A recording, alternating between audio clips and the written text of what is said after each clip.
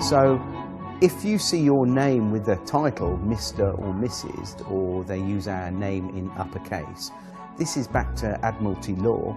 The legal fiction is an abstract term to explain a concept, and so is the term straw man. With debt collectors, people assume when a debt collector comes round that they have actual power. They don't. They have no power whatsoever. They only have the power that you give to them.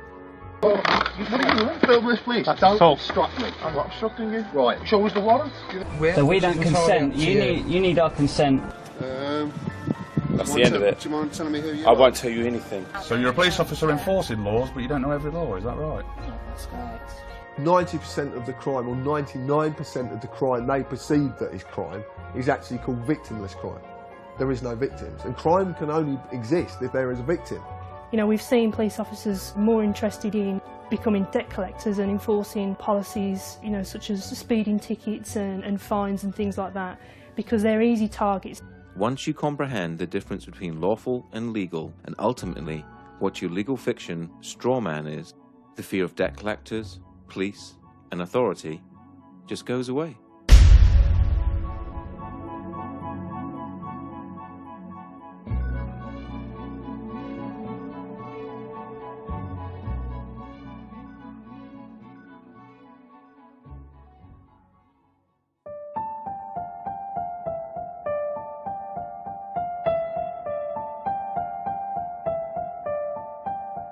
If you live in the UK, you are led to believe that the Queen is the only sovereign.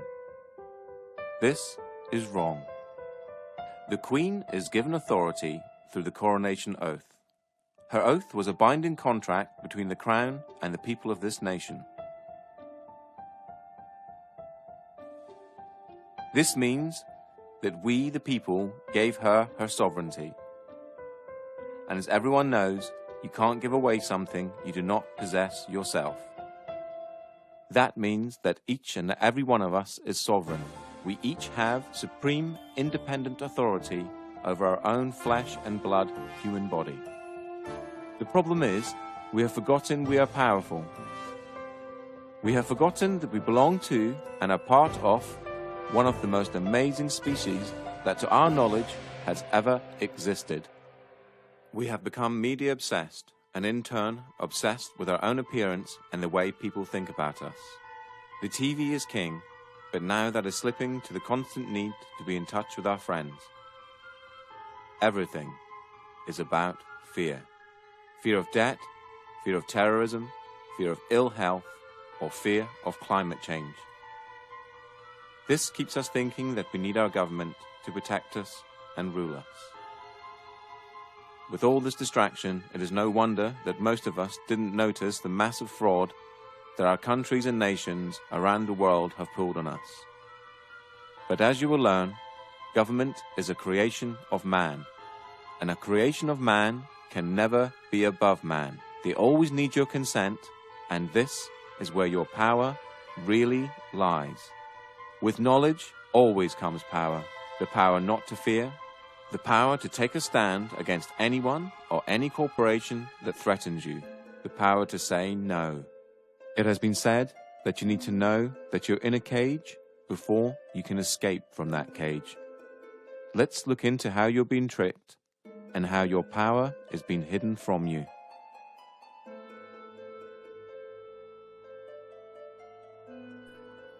If you've never heard of the terms legal fiction or straw man, then what you're about to learn is something that sounds so astonishing that it couldn't possibly be true. If I were to tell you that paying your tax, getting a driver's license, registering your car, paying fines, and attending court are all optional and that you are conned into agreeing with them, what would you think? All statutes and acts are optional too. Your straw man is a fictitious legal entity created at your birth through your birth certificate and the registration of that birth. Okay, my understanding of the legal fiction, which is also referred to as the straw man, the way I explain it when I do talks, I keep it really, really simple. And what I do, I liken it to a game of Monopoly.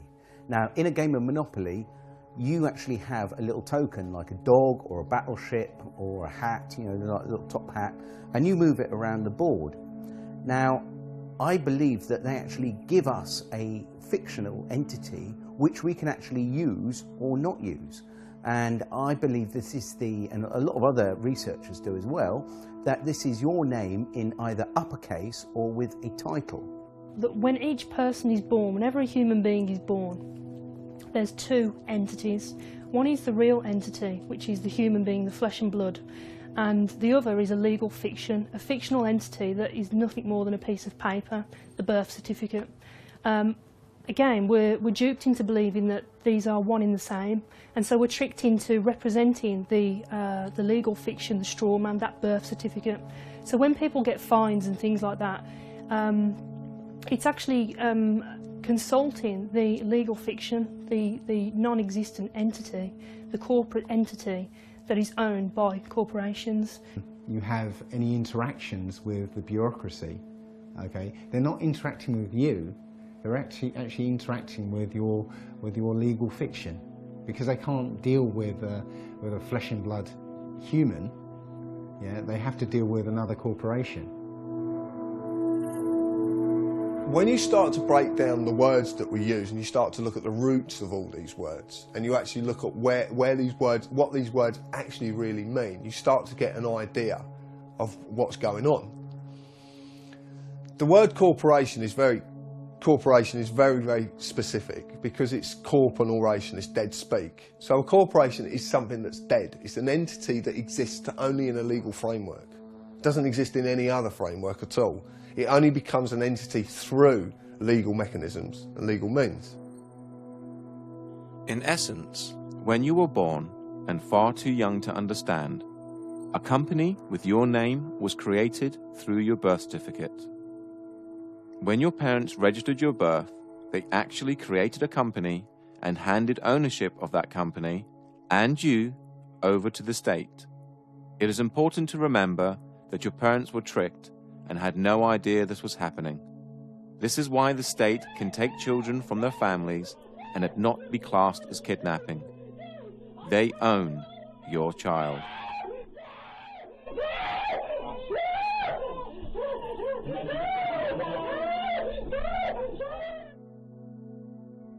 They own 1/10. Because they registered the child, they have 9/10. Possession is 9/10 of the law. But there's 1/10 floating about somewhere. And the government have claimed that 1/10. So when the child, because I've had it from social workers, at least now 3 social workers on separate occasions have come out of audiences and actually said to me, you're right in what you're saying, is because we have to get the birth certificate within 48 hours of taking the child. And if they can't get the birth certificate, they have to reapply to be able to get the birth certificate. They have to get it, because that is proof of who the slave is, what the slave is. And actually, in legal terms, they're actually only entitled to the birth certificate and not the child. To take the child on the pretense that they are this legal personality is theft. So in legal terms, it's kidnapping. But for social services, can use legal kidnapping, because everything is okay as long as it has the stamp legal applied to it. That includes war, genocide.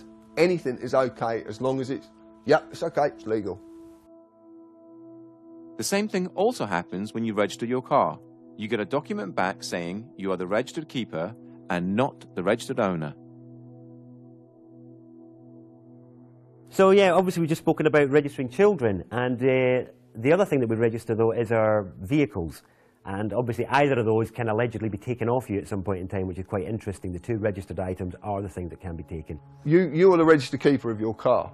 You're not the owner, you're the keeper in their eyes. Now they'll argue that point, and a lot of people will argue that point, but it's quite easy to quell this argument and say, well, okay, if you don't put tax on the car, then they'll come and take your car.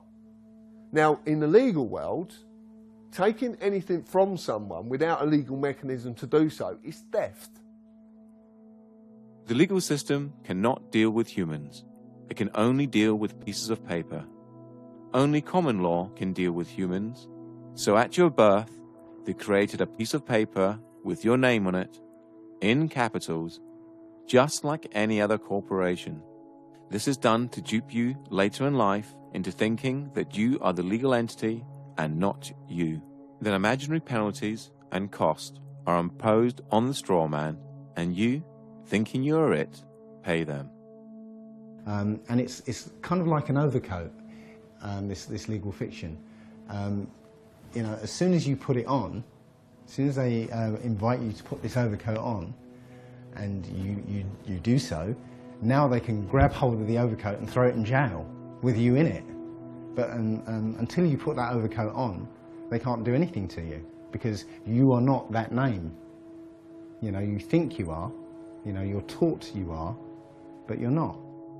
The deception is done through the manipulation of words and language.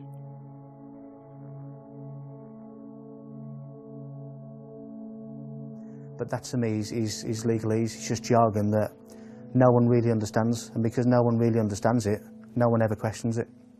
We basically have a discussion that everybody is taught incorrect, but because everybody's taught incorrect, they believe it's correct.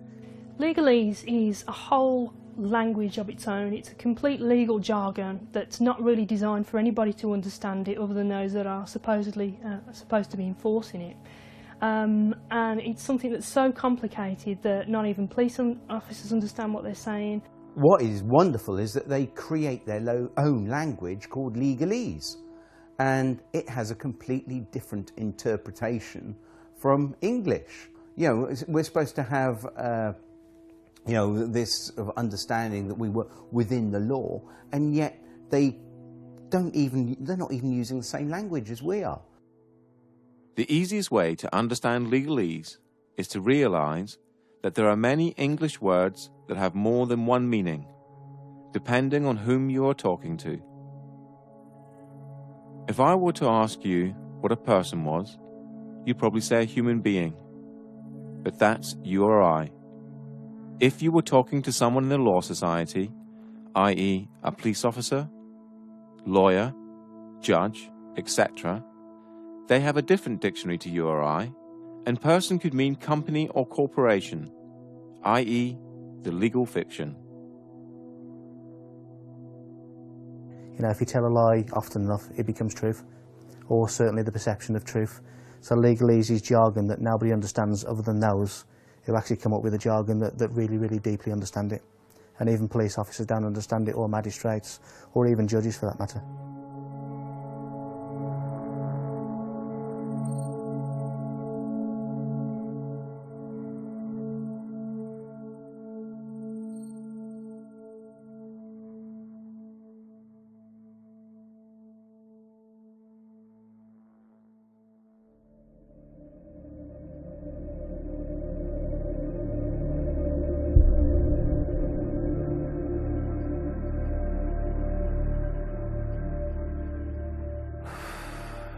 Tax is probably the best way, the only way better than fractional reserve banking to starve a community is taxation. And it wouldn't be that case if the tax was actually spent on the people and on the land, but because it's not, it becomes a starving of the people. This is again comes back to corruption. And tax would be fine. We'd be living in an amazing health service, incredible roads, all the rest of it, if all the money that went into the taxation pot was paid for what it was supposed to be for. My understanding is it isn't. The problem that we have is the implications for its non-use is that, other than fraud, it's the only debt that can deprive you of your liberty. It's the only debt that they can put you in jail for is tax evasion or tax fraud, which is pretty serious, really, because you can ignore as many credit cards or loans as you like and you can never be put in jail for any of that. But if you try and not pay your tax for a while, they'll really like to let you know about that. Funny thing is, I don't see many representatives of people like Amazon or big corporates that aren't paying their tax in the slammer. Maybe they should be.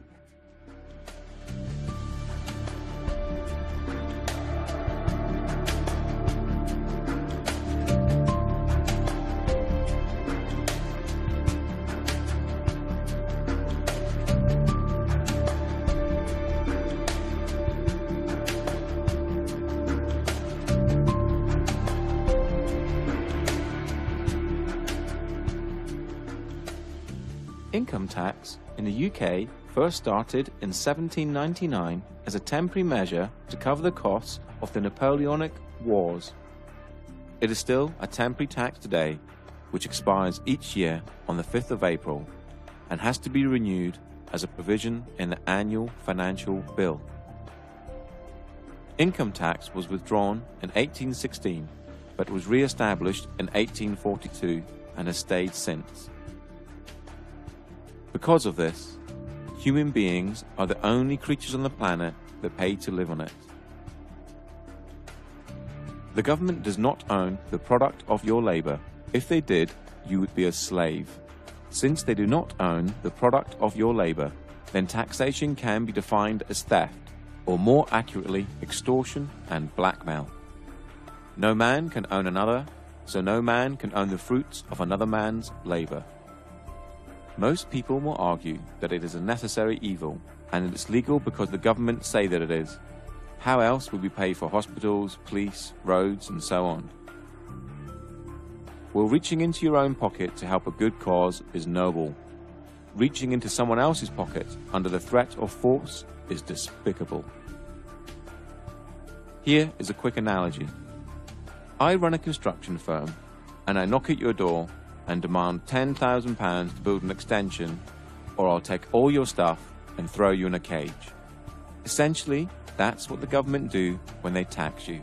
They say they're going to supply you with services and protect you, but if you don't pay them, just like the mafia, they are the ones that come after you and use force and violence to get the money out of you. The trouble is, most people never look at these situations from these angles, and so rarely see the deception that is constantly being pulled over our eyes. A large percentage of all the tax you pay is used on war, bailing out the banks, and paying off the national debt. It has been calculated that 47% of all your income is spent on tax. You work 5 to 6 days a week and get to keep 54% of your wages. Then you have to pay for your mortgage or rent, gas, electricity, water, food, clothes, and that's just the basics. No wonder both parents have to work and work constantly, unlike families of just 50 years ago. You are a slave, and you are in a metaphorical cage that, just like Neo, you cannot touch, taste, or smell. A prison created by the mind of man. Governments essentially run human farms and feed you the perception of freedom. Governments do not make money within themselves.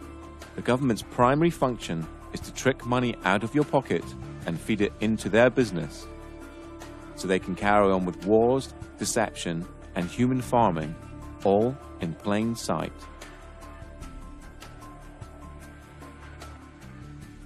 They have no lawful basis for whatever they do.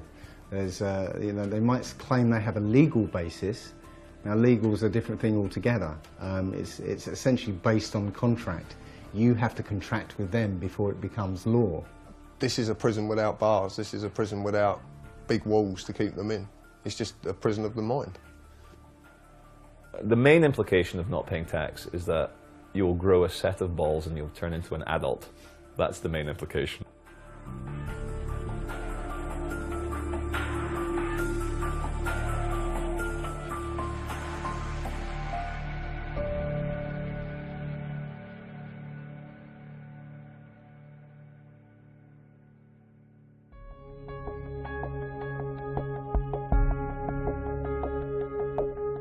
The three functions of money are distinguished as 1. A store of value or purchasing power, the ability of an item to hold value over time. 2.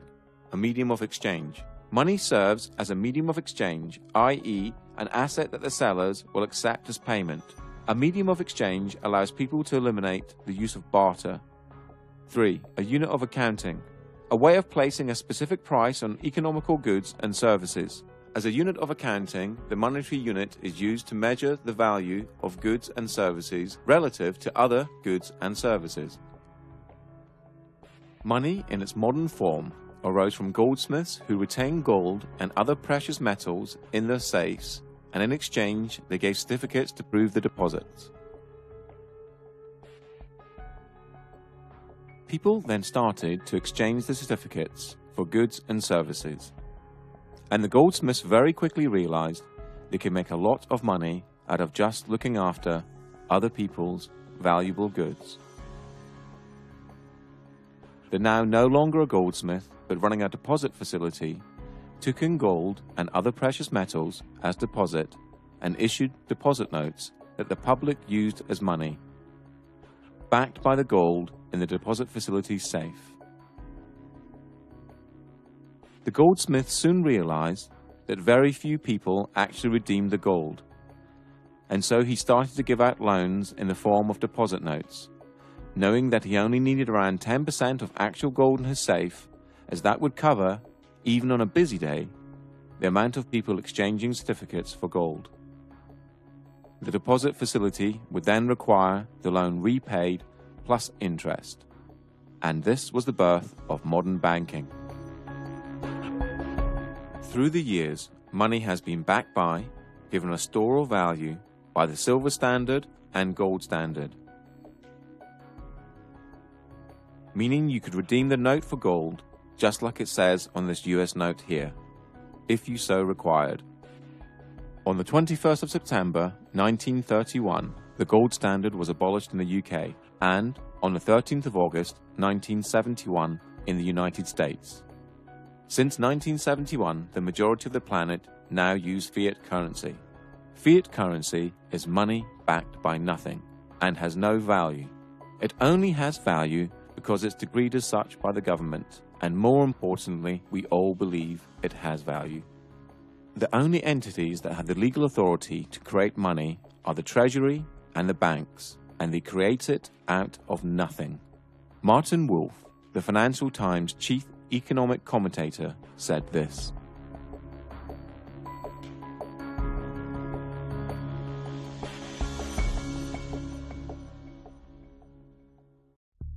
only 3% of money is physical and 97% is electronic, and this electronic money is completely controlled by the banks.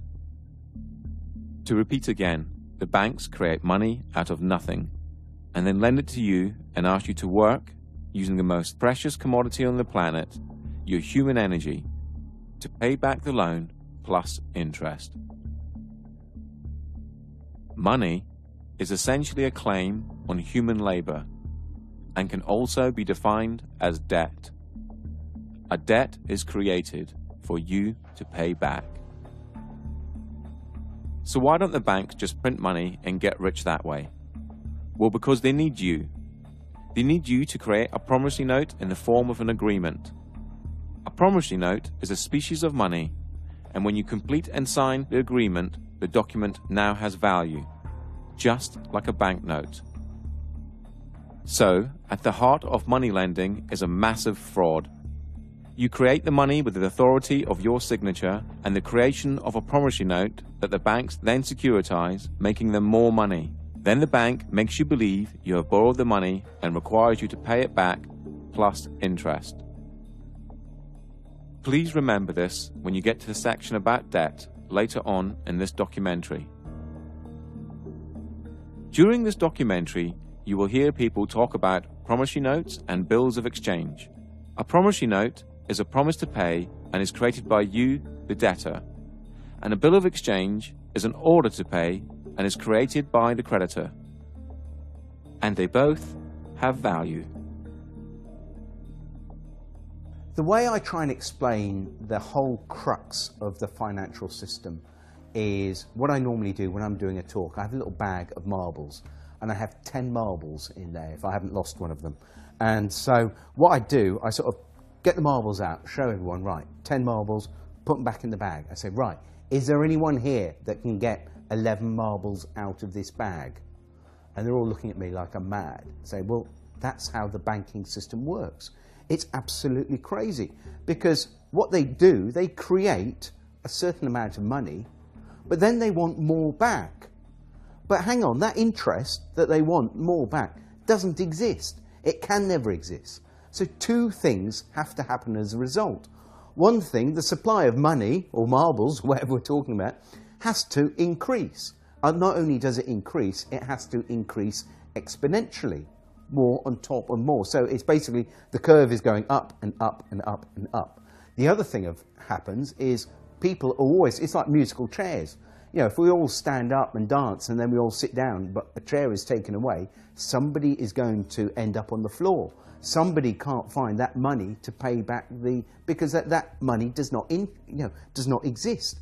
And this creates the poverty and crazy competition and not enough to go around. And this is the biggest problem with fractional reserve banking. Well, you think about it, they don't teach us at school anything about money.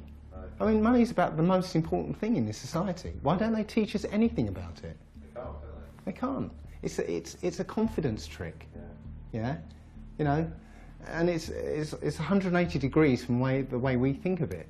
You know, we think that money comes from somebody else, but it actually comes from us. You know, when you get a loan, they present you with a loan agreement. Yeah. What do you think that loan agreement is? It's a promissory note. I promise to pay back 3 times the amount if it's a mortgage, yeah? You know?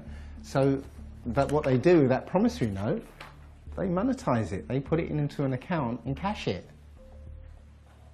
And now they give you that money and say, now you have to pay it back to us. But you created that money. You know, it's your promissory note. You created that money. So transaction's over with. You don't have to pay them back because they didn't do anything. They just went, thank you very much, and here you go. Fundamentally, a promissory note is a promise to pay. Now, if I was going to give you a promissory note for 2 dozen eggs, that means here's an IOU, the IOU, 2 dozen eggs. Now, it could be on demand, or it could be at a set time in the future. If it was on demand, you would be within your right to say, John, look, anyway, here's a promissory note. It says on demand, I want 2 dozen eggs. So I said, all right, look, I haven't got on me. I'll pop over the shop and get you your eggs. Here we go. There we go. And this is what we did originally when promissory notes started out, was that we used them to make a promise that, because, I've got like all these pounds of gold, right? And I want them stored safely. And I want to be able to trade that gold, but without the hassle of carrying it around. So what I do, I go to the bank and they give us a promissory note. So I've got this promise to pay. So I can then take it somewhere else and say, look, I've got 2 pounds of, 2 pounds of gold here, or silver, whatever it is. This is how it started out. Now, at no time have promissory notes been, outlawed or taken away. And this is how big corporations actually trade with each other, with promissory notes. And in their articles of association, when they set up their businesses, a lot of them will state within their documents that they will take promissory notes. Now, the problem is, of course, that the actual Bank of England and our government, working with the banks, have taken away all the value to the promissory notes, which are used as our currency. So now the promise to pay £1, well, £1 of what? It's not £1 of anything. It's just, it's now become like monopoly money. This is back to the analogy with monopoly. It's not worth anything. So basically it's just a piece of paper. So what we do, we can actually say, well, here's a promissory note for £1,000. I want to swap it for your promissory note, or put it into my bank account and credit my bank account with £1,000. Now, we spoke to a bank manager and we said to the bank manager, could you tell me what would happen if I came to your branch with a promissory note for £1,000? Would you have to accept it? And his words were, yes, of course I would. It's law. So you're going to accept a promissory note? No, I'm not going to accept it, but by law, I have to.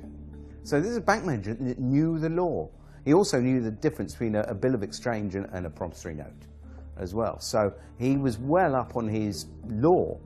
So, and remember, these are statutes, but because these are companies, they have to apply by their statutes, you see. We don't, but they do. So it's almost like, they create enough rope, and they end up hanging themselves, you see. So it's actually, the statute is the way that we actually overcome them, I believe. But, yeah. Because this is evolving, so, you know, as we do things, they do things to counter and so on. But this is evolving. The latest one is along with the remittance slip, other people have created a promissory note, which is literally a piece of paper that says, I promise to pay the bearer the sum of blah, blah, blah. And you sign it, date it, and now that becomes a specie of money according to the Bill of Exchange Act. In fact, the money in your pocket is a promissory note. Somewhere it says, I promise to pay the bearer, and there's somebody's signature on it.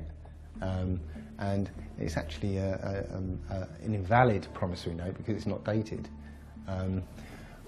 Or actually, that's wrong. That's actually wrong. It's on demand, so it is dated.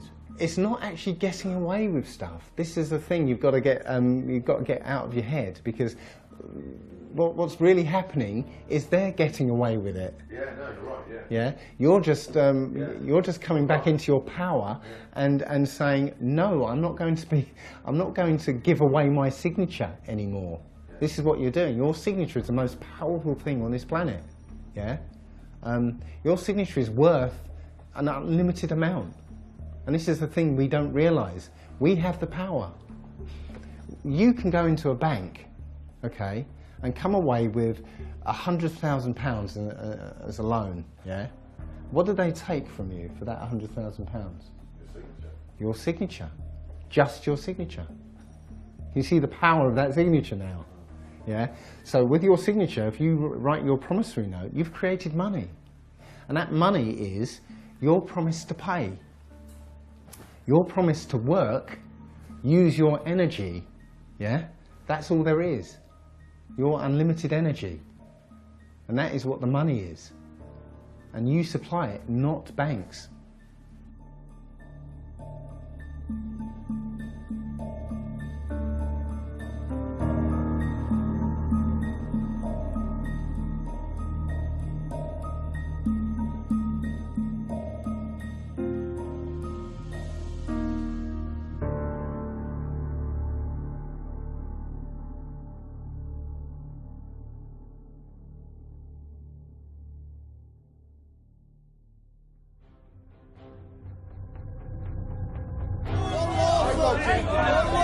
Don't assault me! Don't assault me! Don't assault me! Am I free to go? Listen, mate, I'm asking the question. You're the public servant. Will you take your hand off my car, please? Thank you. I do not consent, officer. I don't consent to him breaching the peace. But I am sovereign over my human body, and I do not consent to any search. I do not consent to any authority you feel you have over me. I am a sovereign British citizen, and I do not wish to be searched. I am the county court bailiff. No authority. Excuse me, it's our right to film you. It's our right to film you. Yes, it is. Under what law are we not allowed to film you? Because I'm asking you not to film. Yeah, but you have no authority to tell me not to film. Because we're in a public area. James Parisi of the Quincy Police Department. What is your name, sir? That's good to know, sir. Yeah, what is your name? Well, I don't think that by law I have to identify myself. I'm on the sidewalk minding my own business and there's no laws being broken. You said, look, mate, I can't give you the full section. Can't give you the full section because you can't expect me to know it, is your words. Yeah? And I'm saying, well, if I can't expect you to know it, you can't expect me to know it. Hand over your details. Can you show us a warrant, please? We've got a warrant for arrest. Can you show us a warrant, please? Show us your documentation. Show us a warrant, please, with a wet signature.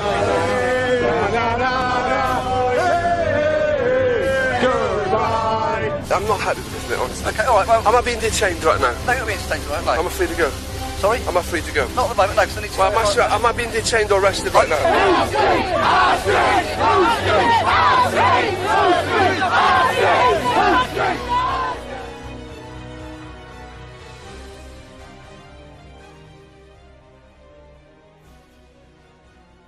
The difference between lawful and legal, as I see, is lawful relates to common law, the law of the land, the law which governs all people, the original law, which is quite straightforward. To me, it's a case of don't cause any harm or loss or damage to any person, and don't cause that to happen to anybody, and everything's good. And you know, that's pretty straightforward and simple. Everyone can understand what that means.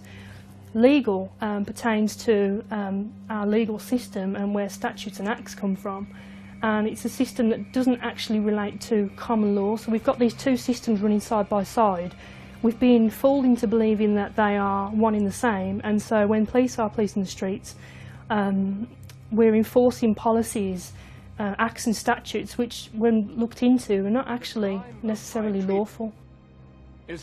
Common law is the law of the land, and laid down over centuries of court cases in front of juries, humans making law for humans. For the severest measure of punishment. Common law pertains to lawful, and anything outside of lawful falls under the legal or no system at all. The legal system covers all statutes and acts and civil matters. Things like owing money to banks, not paying fines or tax. Basically, anything that isn't criminal. For there to be a crime, there has to be an injured party. In this case, a human. And there are three basic principles that all law needs to apply to. They are as follows. Do not breach the peace. Cause no one else any harm. Cause no one else any loss. Do not use mischief in your promises and agreements. Apart from that, everything else is free rein. Lawful refers to the natural law, the law of the land, okay? And that's not causing any harm to anyone, obviously not stealing from anyone, and not using fraud in your contracts. So basically, you're not doing any harm or trying to get one over on anyone else. Legal refers to the statutes, which I mentioned earlier. And the statutes are basically all the rules of society, and not just, we haven't just got the UK statutes, but we've got all the European statutes. So you've literally got tens of thousands, if not hundreds of thousands of laws, which every day, we could be breaking without knowing. We all know that you can't go around raping and killing and murdering and invading. We don't need fucking laws for that. Like, we'll deal with that as it comes. But anything other than that, what you want to smoke, where you want to live, where you want to take a shit, who you want to insult, not a fucking other adult on this planet. Like, what are you, my dad? Are you my fucking dad telling me what to do? Like, that's how I feel now when police are like, control freaks try and give it to me. Legal is essentially according to contract. You have to, the rules that are sort of handed down to us, but you have to contract with them before they become law. And that law is contract law. You enter into contract, you're bound by it. So yeah, it's two different things. One's overlaid on top of the other. Parliament has no say in common law and is bound by it. So they create Acts of Parliament, and in the US, Acts of Congress. Because government is a creation of man, and a creation of man can never be above man, they need your consent before they have the force of law. The principle of by consent, if people don't realise, is that we obviously have police because we want them, and that we only have to do what they say if it's reasonable, if we consent to what they're asking to. That is the principle of it for me. Obviously, the larger issue is the assumption that everybody who's walking on this land has given consent to be policed by these people. And that's an assumption that most police officers in this country live by without realising that it's not true. And this is where diplomatic immunity is a good example of where, well, actually the consent isn't given and the police don't have the power to act. Another good example that shows it's all about jurisdiction is that our police have no power at all at the American embassy. But that's on our land, isn't it? And that's another example. Embassies are a good example that shows that jurisdiction is portable. It's not tied to land, it's tied to the party. So I can carry my jurisdiction with me, which is the whole principle of sovereignty in general. My understanding of policing by consent is that, as I said earlier, when a law is passed, for it to be lawful, it has to have the consent of the people. People have to consent to that law and consent to abide by it. But unfortunately, I think we're in a system now where that obviously doesn't happen, but people don't realise that by verbally agreeing with, let's say, a police officer in relating to a parking ticket, that you're entering into a verbal contract, and by agreeing with what the officer is saying, you're consenting to being bound by the law, or whatever the law is.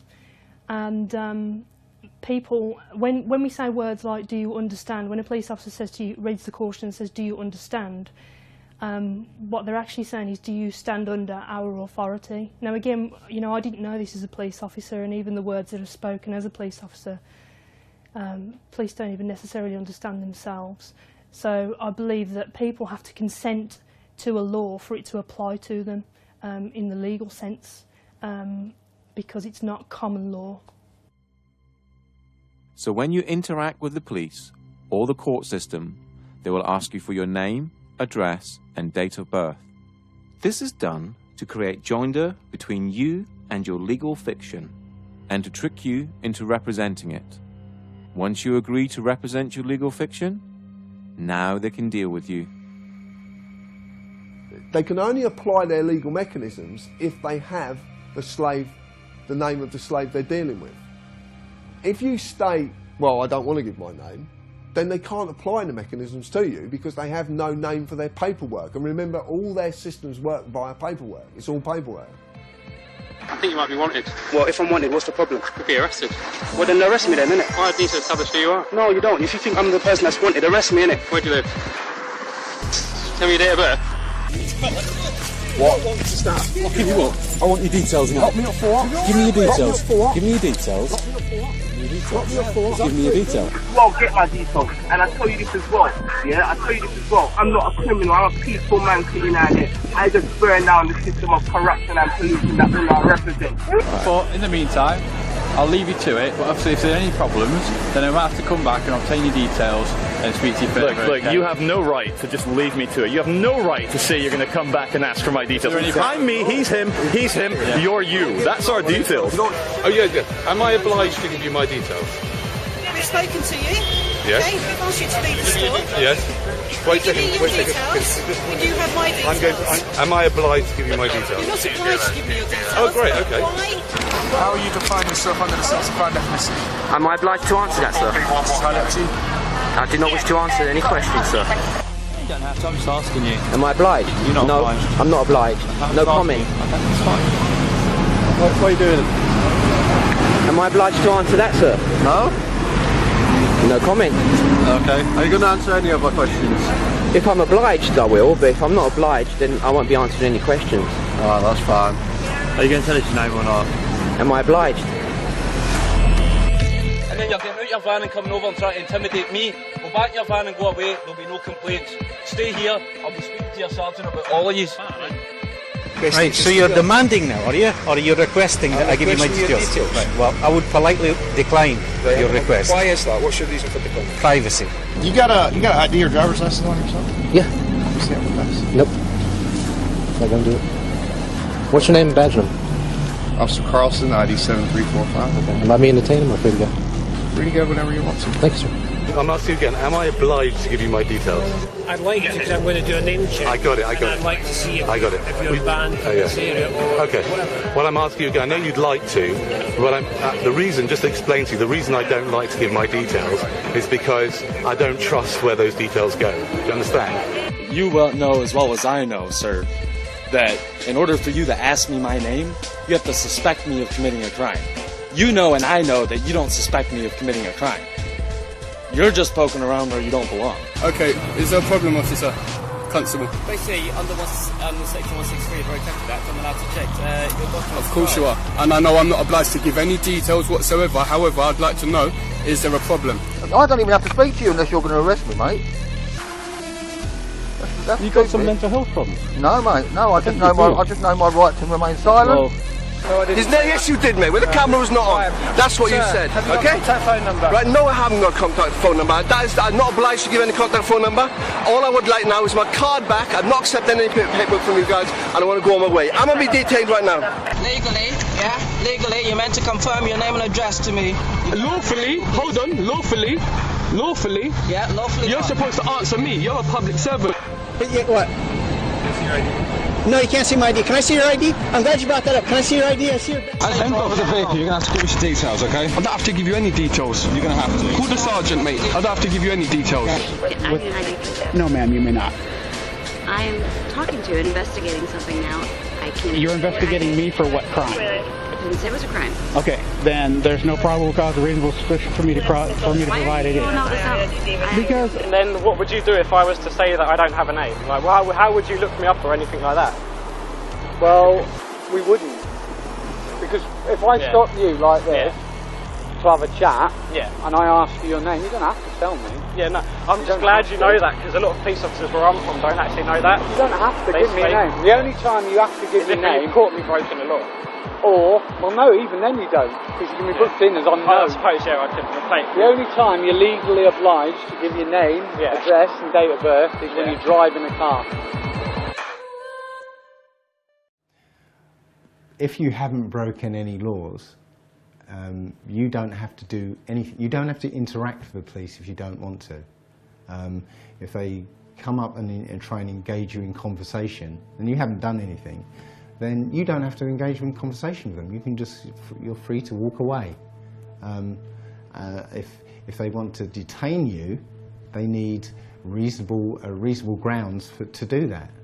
And if they don't have reasonable grounds to do that, then they're actually in breach of their oath, and they're liable. With statutes and acts, the consent of the people, those are the people that's there to govern, has not been obtained.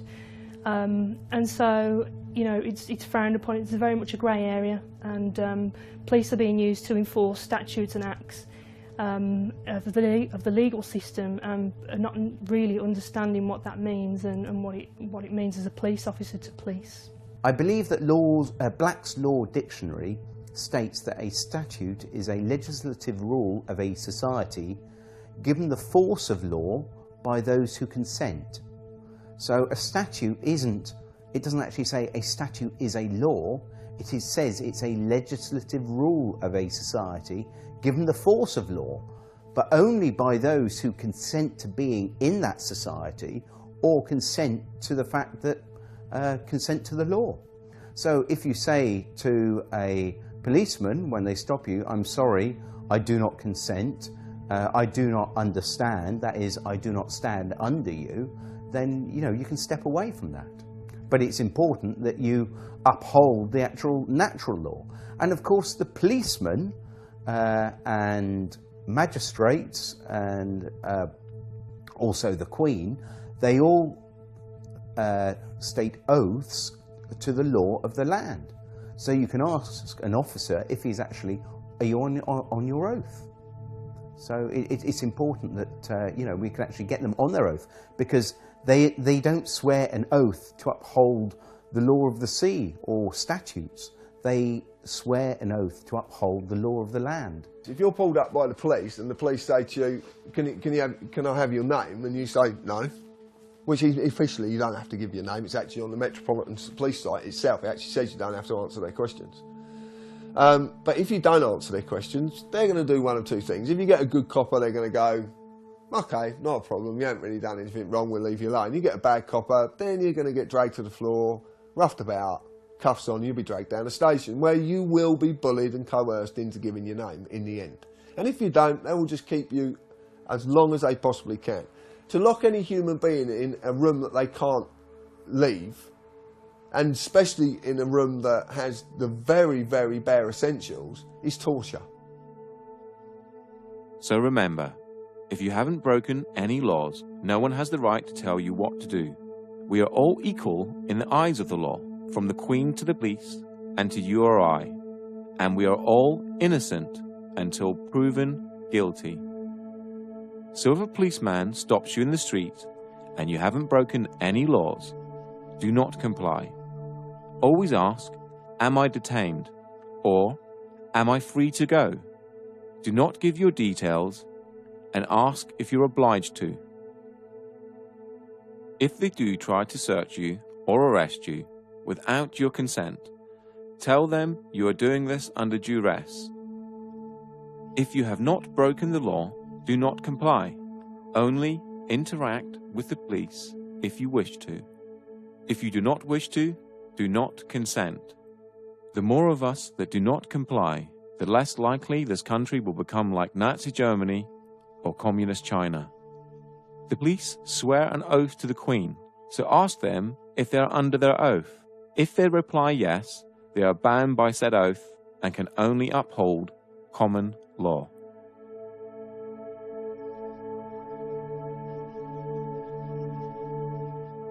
This is certainly the most updated. When I joined, it was slightly differently worded to this, but this is probably the most updated, and it starts with I, you state your name, of, you state whichever police force you are serving, do solemnly and sincerely declare and affirm that I will well and truly serve the Queen in the office of Constable, with fairness, integrity, diligence and impartiality, upholding fundamental human rights and according equal respect to all people, and that I will, to the best of my power, cause the peace to be kept and preserved, and prevent all offences against people and property, and that while I continue to hold the said office, I will, to the best of my skill and knowledge, discharge all the duties thereof faithfully according to law. That is the oath and attestation of the police constable. If you ask a policeman to say, are you on your oath, very often they change their, they actually realise what you're talking about and they change their behaviour because their oath was to uphold the common law of the land and not the statutes, not the law of the sea, which is the law of commerce. Because we realise that everything now is to do with commerce. When the policemen stop us, you're not wearing a seatbelt. Well, who am I causing harm to? Where's the loss or damage? It's crazy. And so they say, oh no, you're breaking the law. Well, I'm just breaking a rule, but why? What authority do they have over us? I haven't given them my authority. The oath that every police officer is to preserve the property, life and subjects of the Queen. Now that to me is people, property, disturbances, breach of the peace. That's how I understand the office of constable to be now. It's basically an oath is a promise. I promise to enforce the law. I promise to serve Her Majesty's subjects. I promise to prevent them as much as I can, prevent them from being harmed, to prevent their property from being destroyed. That to me is the oath of a constable. Police take an oath when they join the service. Again, they don't really understand what that means. It's not explained in any details. It's kind of a grey area. You just take it to mean whatever you want it to mean. But it's all been set up to allow the system that currently enslaves people to carry on enslaving and to further that enslavement into every aspect of our lives. Hey guys, so I'm here at Parliament Square for the Occupy London protest. I've just come over to a group of police officers who are protecting and serving the people today. I've just approached this guy here who obviously has his back to me now.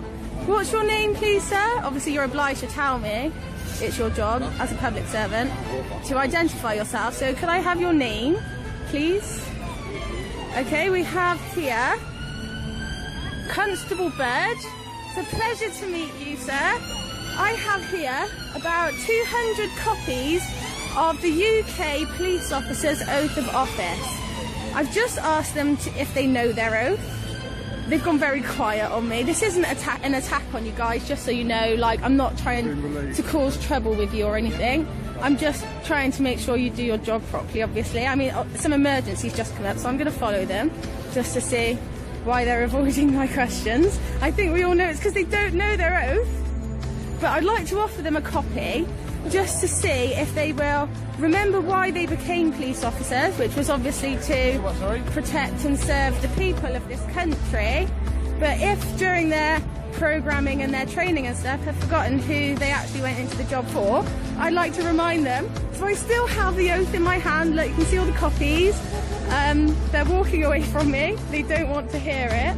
My aim at this protest is obviously to help the police remember their oath, to remember what it is that gives them this authority in the first place, and hopefully they will honour humanity and uphold. Let me just read their oath to you guys. Look, they're really walking away from the square and everything. They don't want to hear this at all. I, so-and-so of wherever, do solemnly and sincerely declare and affirm that I will well and truly serve the Queen in the office of Constable with fairness, integrity and diligence and impartiality, upholding fundamental human rights and according equal respect to all people. And that I will, to the best of my power, cause the peace to be kept and preserved and prevent all offences against people and property. Sorry, where was I? Prevent all offences against people and property, and that while I continue to hold the said office, I will, to the best of my skill and knowledge, discharge all the duties thereof faithfully according to law.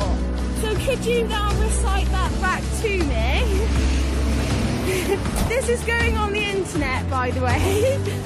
Not even an acknowledgement from them, guys. This is what we're dealing with. They've just completely ignored all attempts and walked off to their van and gone away. What are we supposed to do? I'm not giving up. I've got about 200 copies of their oath of office that I'm going to give out to them, and I'm going to ask them to uphold it and say, will you honour this oath and remember why you started this job? And hopefully, fingers crossed, some of them remember that it's the people that they work for. So wish us luck, guys, because we're on a mission to convert these guys to truth and love. Wish us luck. Namaste.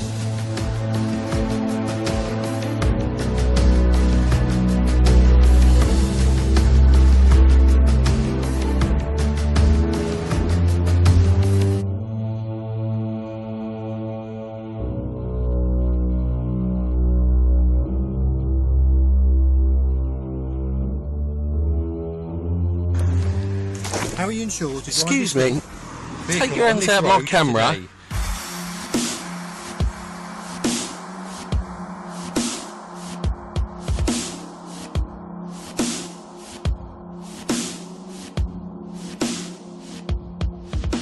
So I've seen many sorts of videos on YouTube and the like recently where people have been filming encounters with police officers, and they've basically been told that they can't film. But if you look at the Metropolitan Police's official website, it actually states that you can film police officers.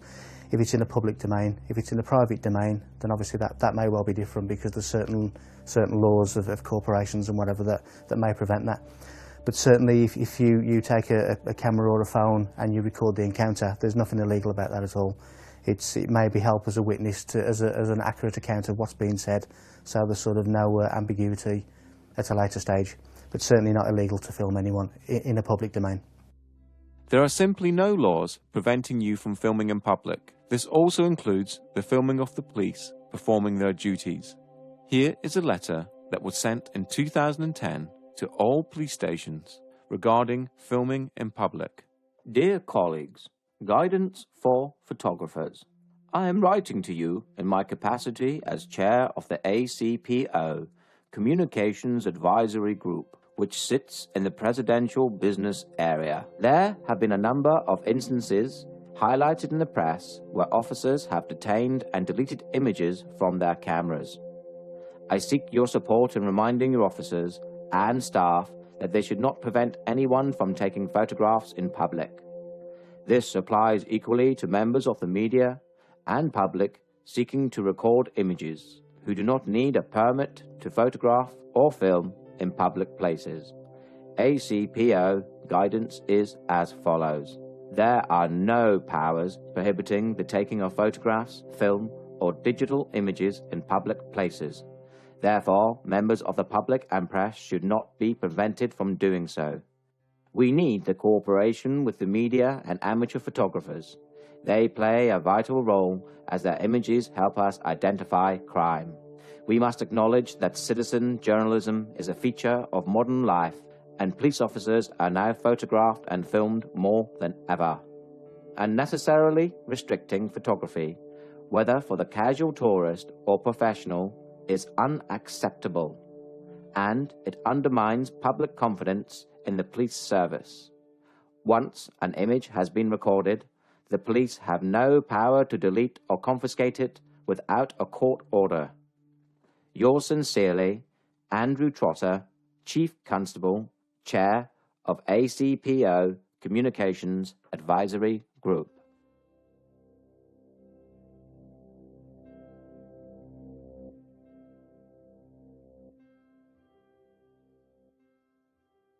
As a professional television cameraman or a member of the public, I am allowed to stand in the street and shoot. I don't need 4 police officers or wardens or whatever you are when I stop to do this. This is absolutely bloody ridiculous. And I'm fed up with every single time that I do this of being stopped and being questioned and being treated like some kind of criminal. Oh, for God's sake, this is Windsor Castle. There are 1 million people around here with cameras. Do you think a terrorist would stand here with a tripod and make it bloody obvious? Or do you think a tripod would just get a home video, a terrorist would get a home video camera out and shoot? It's obviously I'm wasting my time talking to you, sir. You clearly are. Thank you very much. Let me get on with my day. I'm not arguing, I'm asking you a question. Can I film anything in public, in the public? If it's against the law to film in public, then everybody with a camera would be breaking the law, wouldn't they? What is the actual law saying I'm not allowed to film you? Nothing. There is no law to say you can't. Okay.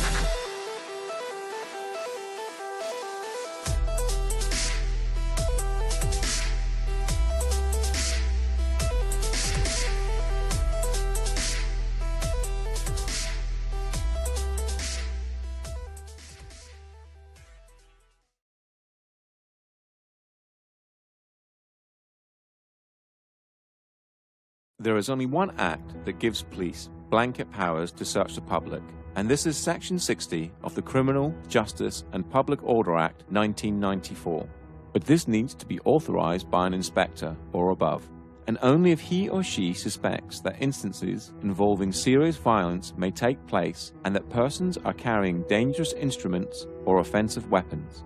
The order will cover a specific area, normally a town or suburb, for a period of no longer than 24 hours. In a nutshell, if there has been a riot or a gang fight or something of that nature, a Section 60 may be brought into force, and anyone in that area can be searched without reasonable grounds for suspicion.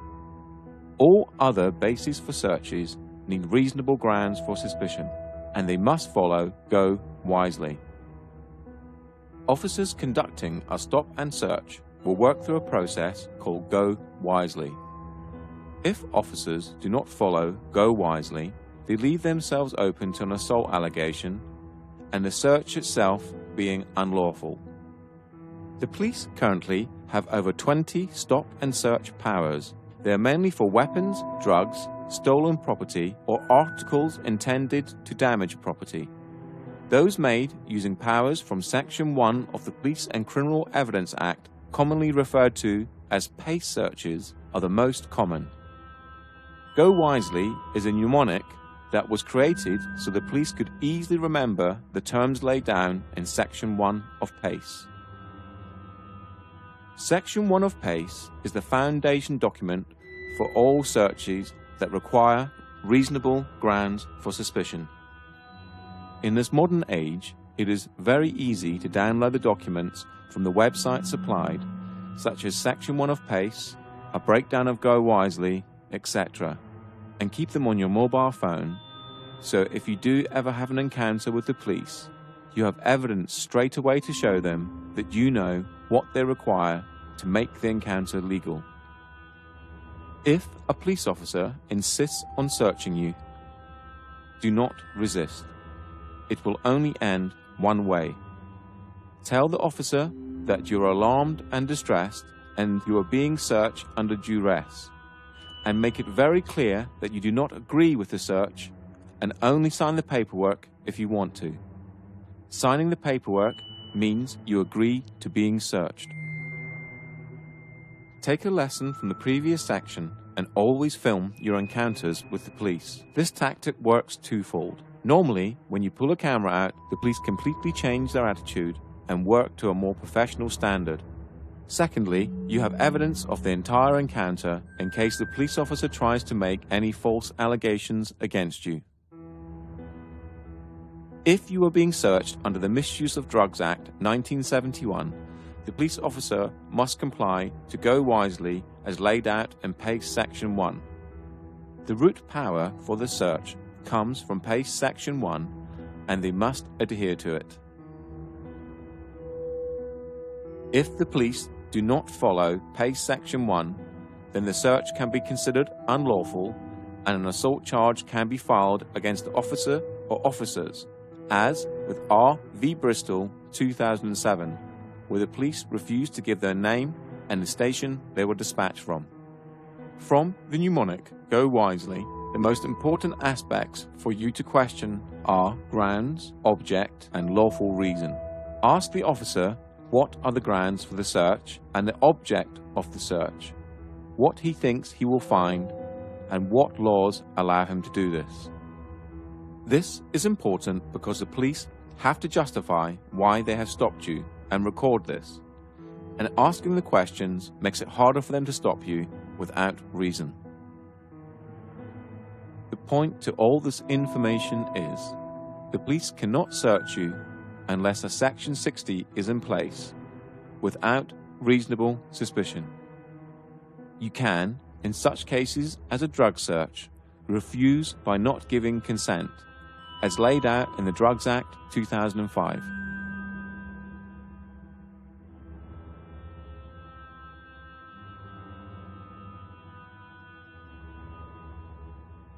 Here is an example of how this information can help you and possibly make the police treat you with a little more due diligence. If I can be searched under Section 23, misuse of drugs. I do not consent to the search. You don't get a choice, my friend. What do you mean I don't get? Wait, hold on. I don't consent to the search, and you just told me I don't get a choice, yeah? Wait, you're telling me I don't get a choice, yeah? Wait. Because you're a public servant. I'm going to let you search me after you answer my questions. You're telling me I don't have a choice, yeah? That's what you're saying. I don't have a choice, yeah? What I'm saying to you is I don't have a choice. No. You're a public servant. I'm allowed to record you. And plus, do you know what? You can take my phone and smash it. This is live streaming. You can take the phone, it's live streaming, it goes saved straight into my laptop. So you can try to confiscate it all you like. I've got you on camera. You just said I don't have a choice. Don't touch my phone, that's assault. You just touch my hand. If I did that to you, I'll get nicked for assault. Don't do it to me. Well, I'm not here for nicking people for assault. Yeah, well, don't do it to me. Okay. What I can technically do is see that as evidence. You can't. Yes, I can. No, you can't. It doesn't matter because I still got it on my laptop. It's a live stream. Go on, what you searching me for? What you searching me for? You come out that bin, yeah, his hand's gone down, he drops in behind the bin. Alright, yeah. Alright? Yeah, you. Okay, which gives me the reason to believe the fact you're down an alleyway for no real reason. I just told you, yeah? I'll tell you what I'm going to do. We're going to walk up to that bin, yeah? And if I see anything down there, yeah, I'm going to turn a pair of you over. If I don't, cool. Then we're good, yeah? Walk up then. You walk up. I'm going to walk after you, my friend. You're a public servant and you're not following your duties properly. Listen, our duties, okay? Your duties are to uphold the law of the land, and that's it. Nothing else. Nothing else.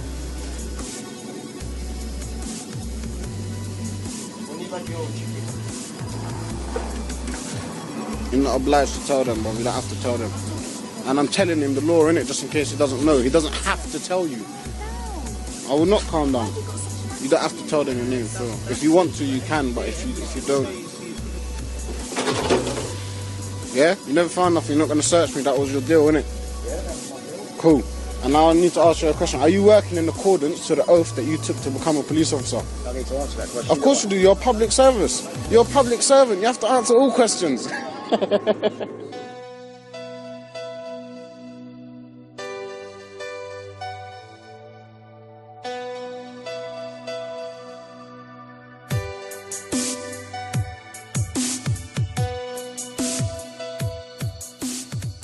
How do you feel about being searched for knocking on the door? I feel like an animal. I feel like I'm being thrown against the wall and told to empty my pockets. Yeah? This is like a legit gang. How often do you get stopped and searched? Every day. Every day? Every day.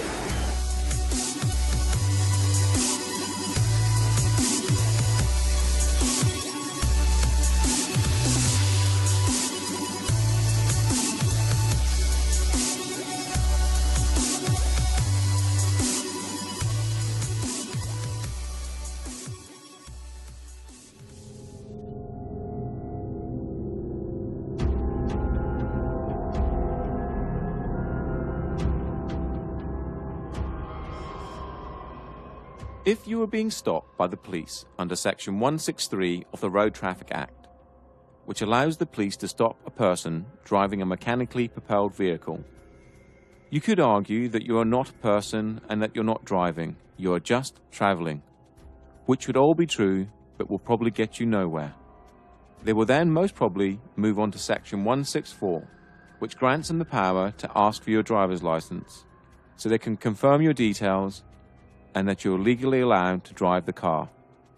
Now, since this is an act we're talking about, there is no law saying that you must give your name, but by having a driver's licence, registering your car and paying road tax, you sort of agree to it through conduct, to the rules of the Road Traffic Act, that is.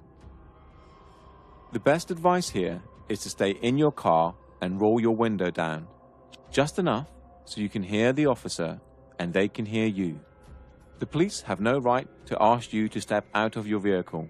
Ask them why they have stopped you.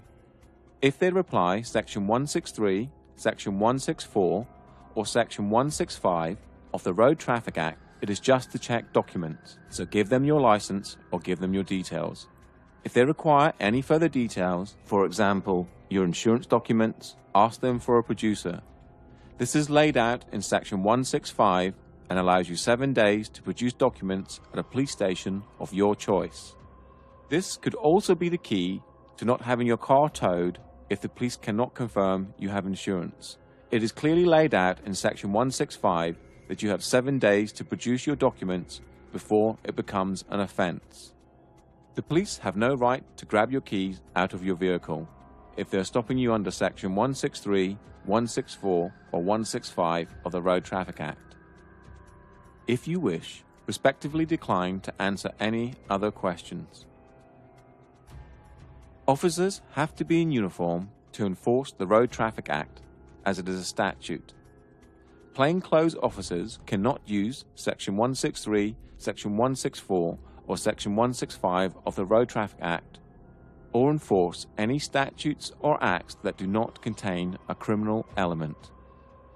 Through extensive research, the makers of this documentary now believe that the majority of pace, stop and searches and stops under the Road Traffic Act, Section 163, are for intelligence gathering purposes, and this is why they are on the increase and officers are not trained or forced to remember the wording of individual acts, as it would contradict with what they are doing.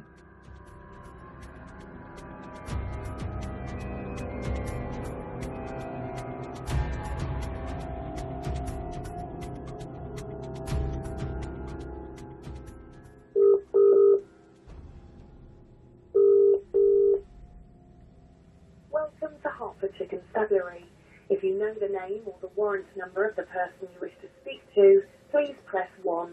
A new trend is occurring with police searches, and it has to do with the taking of mobile phones to check the IMEI numbers. You right, Sarge? How you doing? You okay? I'm fine, thank you. You don't want to give the officers your details? Yeah. What, is there a reason for that? Because I haven't committed any crime and I don't think I'm obliged to. No, you don't have to. Yeah. What we will do is we do an IMEI check on your phone though. We have been told to do that. What's that? Check your phone to make sure it belongs to you. Okay? It belongs to me. It was given by my girlfriend. Yeah, we're entitled to do that, okay? Okay. So if you can hand your phone over to the officers and we'll do a check on that. Okay. You have to do that? Sorry? Am I obliged to give you my phone? Yes, you are. Alright. We're checking to make sure I've got that on record. Now everyone has a mobile phone, and I would think it very difficult for them to say they had reasonable grounds to suspect that the phone was stolen, unless the officer's information was intelligence-based. After an extensive search online, nothing came up, so I called the police to ask them. Here is that conversation.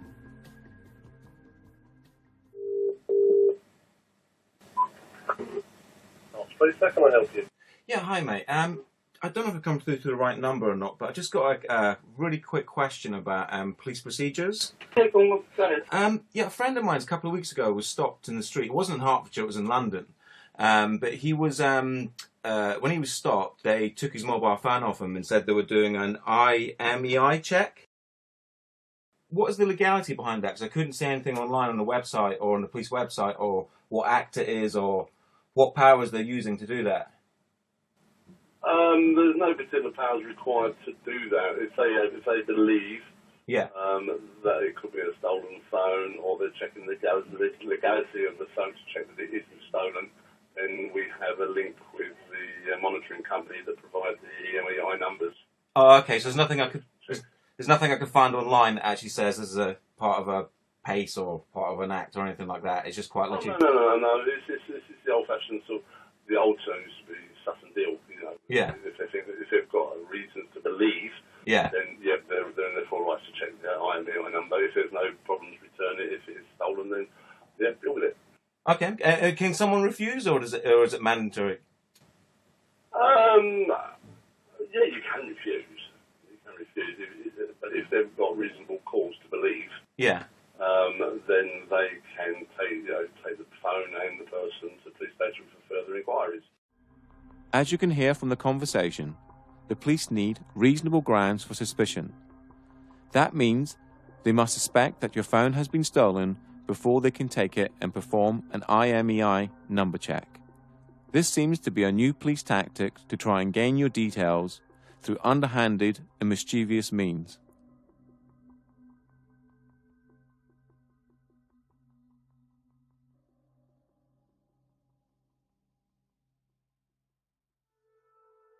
A breach of the peace is an old common law concept which is used to prevent unlawful violence against people or property.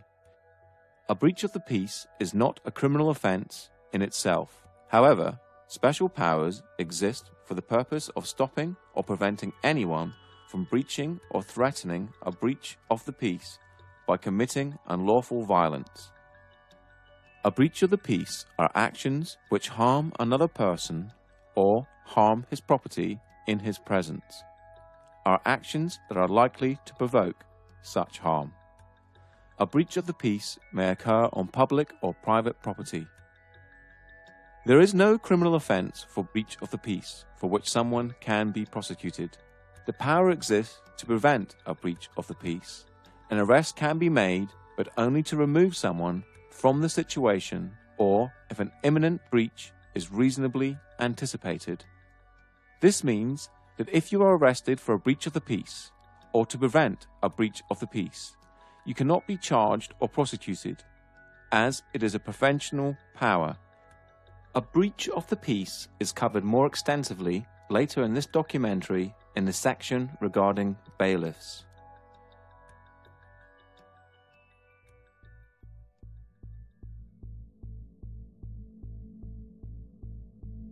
Section 5 is probably one of the most abused powers the police have in their arsenal, and a police officer can arrest without warrant if he believes you are in breach of this section. Since February 2014, the word insulting has been removed from the Act to move into line with Article 10 of the Human Rights Act. This means you can say whatever you wish as long as it's not aggressive in nature or provoking violence. The best advice is to stay calm and not swear or make threats, and as long as you have not broken the law, harm, injury or loss to a fellow human, you will be fine. Just remember this: most police officers respect being respected, and you will have a greater chance of moving on with your day if you do so. But always stand up for your rights.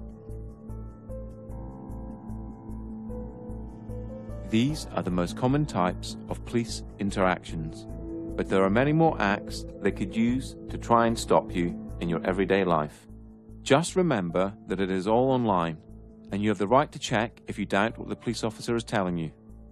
What you are watching here are the police violently arresting protesters for small infractions such as not listening to a police command, not giving details, or Section 5 public disorder. They have committed no crime and are now essentially being tortured. The police seem to be able to get away with horrendous acts towards people and in some cases treat the general public worse than criminals. For example, imagine someone is arrested for assault, then taken back to a police station and refuse to give his name. Would the police then throw him to the ground and assault him until he gives his name? The answer in most cases is a resounding no. That would be torture. Article 3 of the Human Rights Act, that was incorporated into English law in 1998, states, "No one shall be subject to torture or inhumane or degrading treatment or punishment." Another case similar to this would be smashing someone's window to enforce the Road Traffic Act, essentially breaking a law to enforce an act, a rule. The police need to go back to policing, preventing a breach of the peace and protecting people and property. Upholding rules should never be done by force. You are a sovereign entity, and no one has the right to tell you what you should or shouldn't do, or how you conduct your life, if you haven't broken any laws. If someone had that power over you, then you would be a slave. Think about it.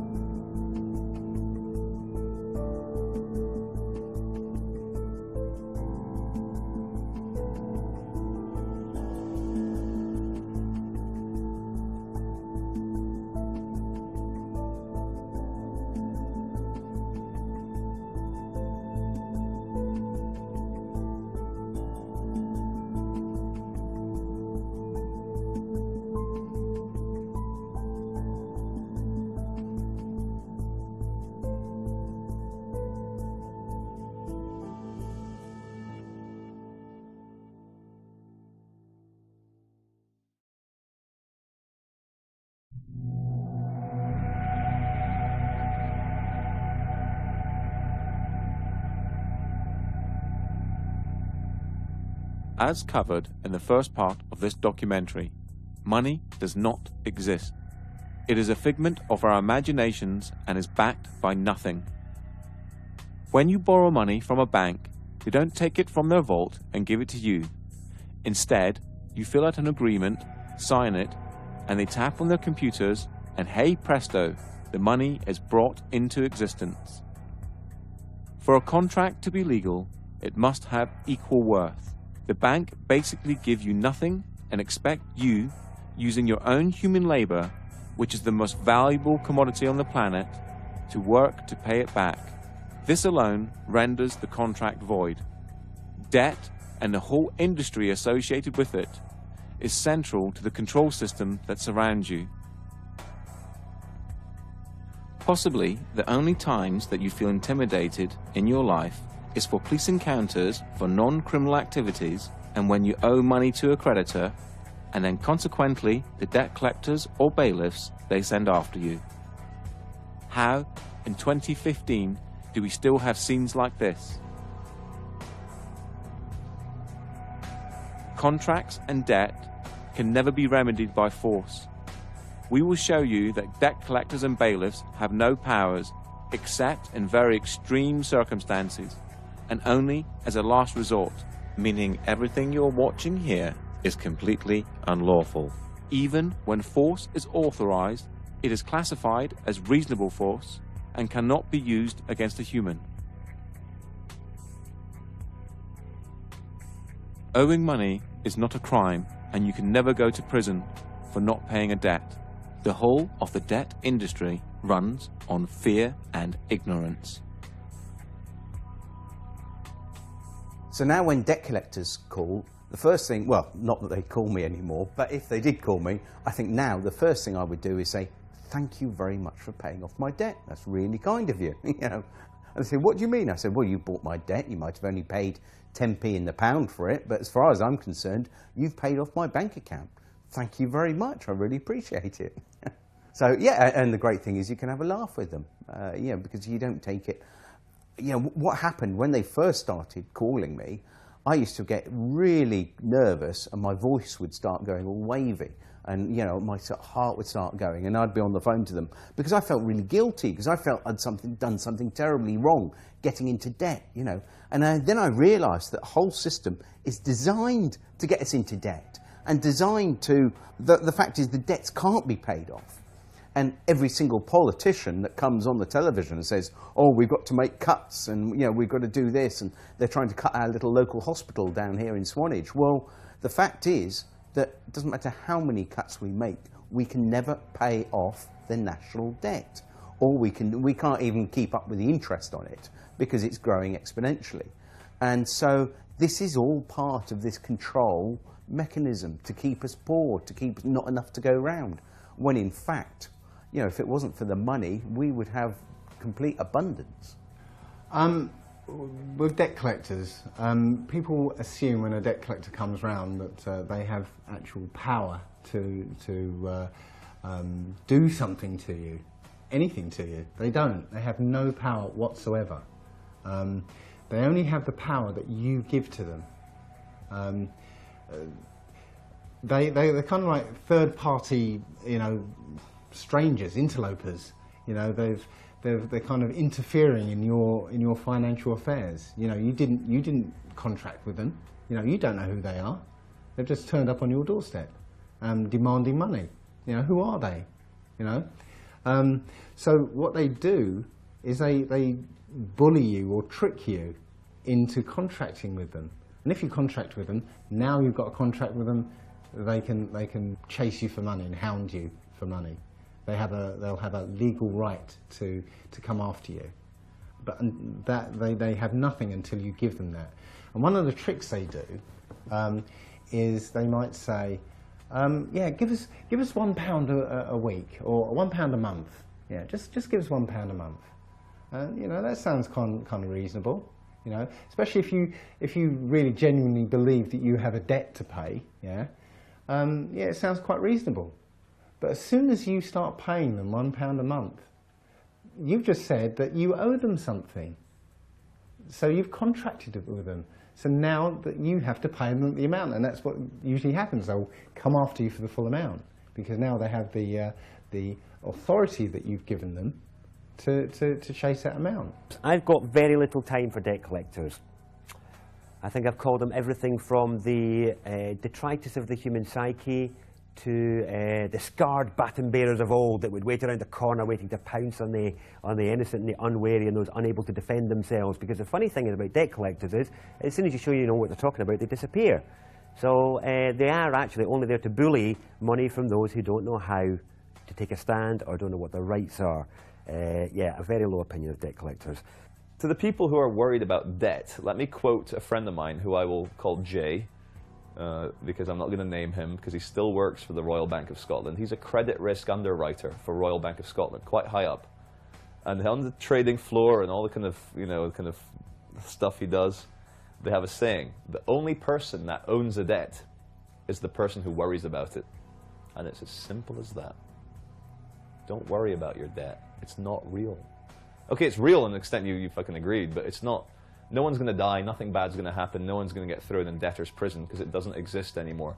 The reason why Western capitalism is crumbling is because people are starting to be wise to the fact that it's a big bullshit circus charade run by those in charge to make sure that they stay rich. And it's common knowledge in the BBC, Guardian, New York Times that in the last 5 years of recession, the rich have become fucking much richer and the poor have become poorer.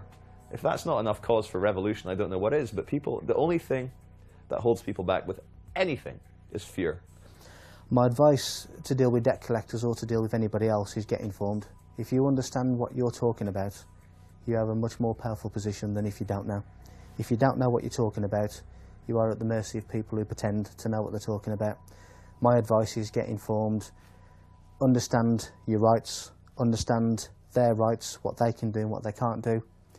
And then you're in a much better position to fend off any illegality or anything that goes against what should be done. Since the financial decline starting around 2007 to present, caused by the banks and then subsequently bailed out by public money, the effects of which are still being felt across the world. Since 2007, suicide rates in males between 35 and 55 have skyrocketed and can be directly related to debt.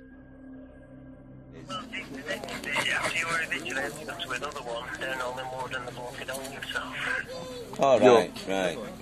So you had to go to another eviction in Hollywood and the bloke had hung himself? Oh no! It's not good, is it? Really? It's not Seriously? Good. Our heart goes out to Bloody hell. Everybody. Right, well, I'll just make this question. What are you doing to people? This is what's going on. Have you finished today? Also, suicide rates in postgraduate students has risen drastically and can be directly attributed to debt. Before we continue, you must realize that no one has power over you. The system that surrounds you is just an illusion, created by the mind of man. Owing money or breaching a contract can never be remedied by force. And in this game of cat and mouse, knowledge is your most powerful weapon.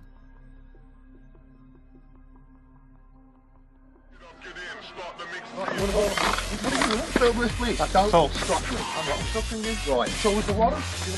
What are you going to do? What are you going to do? Take it back. Where's he going?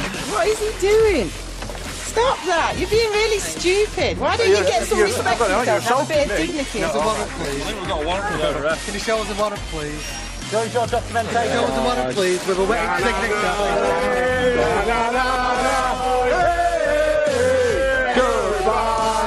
Okay, no, sorry, I'm just asking you as a human being to another human being, my dear. I just wonder what would motivate people to work for debt collection agencies. Because all you do is hassle poor people. So you can't get, so you've not got the original credit agreement with a wet ink on it, so you've got no proof of claim. Have you got the deed of assignment, mate? Well, the reason is, all the other debt companies before you tried to get some money out of me and didn't manage it. I'm just wondering what makes you think that I'm going to pay you anything.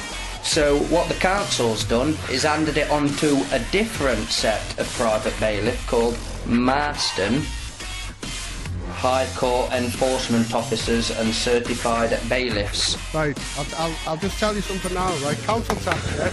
You cannot force entry. Go and bully somebody else. Yeah? I hope you enjoyed wasting your time. See ya! See you later. Bye-bye. See how fucking quick. Hey, see how quick you just fuck off.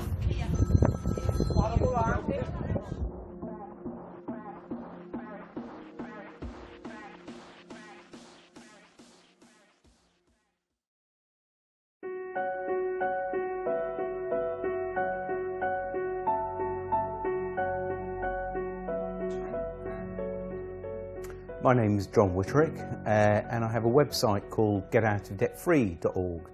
And basically what we do, we help people realise that the whole banking system is basically fraudulent, and we offer them the tools to actually challenge a banking system and basically get themselves out of this fictitious debt. The services we offer are, we offer template letters.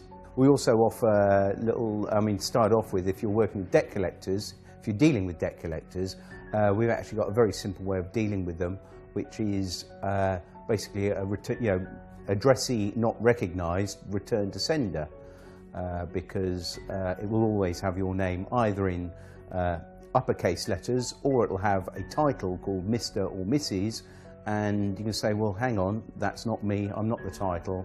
I don't spell my name in uppercase letters, so the addressee is not recognised. So that's one way. The other way we deal with the banking system or debt collectors is basically say, well, where did the money come from, and have I got a valid contract with you? And if I haven't, and if you can't prove that I have, then we are agreed to the following terms.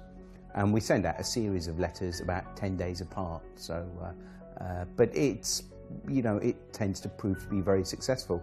What it was, I used the method myself quite a few years ago and was astounded how easily that actually these companies just gave up. And so all I did, I got a website together and actually shared this information. GetOutOfDebtFree.org is a site that has been set up to help people dealing with the agony of debt.